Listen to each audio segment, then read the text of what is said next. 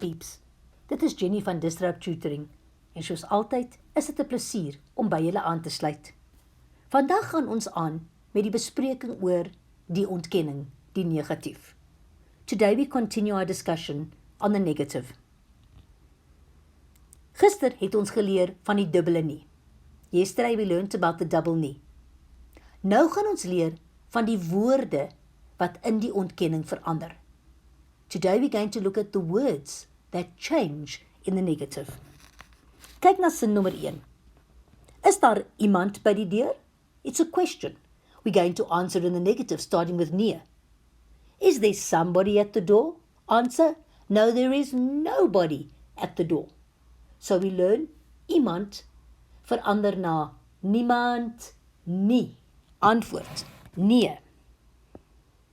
Daar is niemand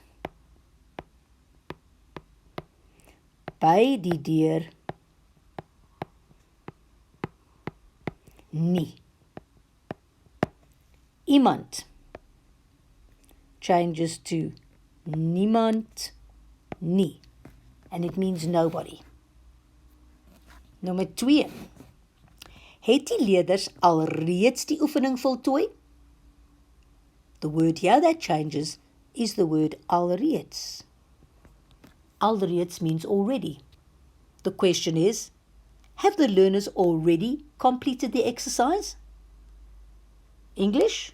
No, the learners have not yet completed the exercise. Alreeds verander na nog, nie, nie. Nee, die leerders, verb second in the sentence, het nog nie die oefening voltooi nie. Nog nie, nie, which means not yet. Don't forget the double negative. Voordat ek afsluit, wil ek net baie dankie sê aan ons Epic Borgmaatskappy wat hierdie video moontlik gemaak het. Lees alles oor hulle in die beskrywing hieronder. Onthou om ons webtuiste te besoek vir meer van hierdie Epic Studieklas video's. As jy nie die antwoord op jou vraag kan vind nie, stuur vir ons die vraag en ons sal antwoord met 'n persoonlike video net vir jou.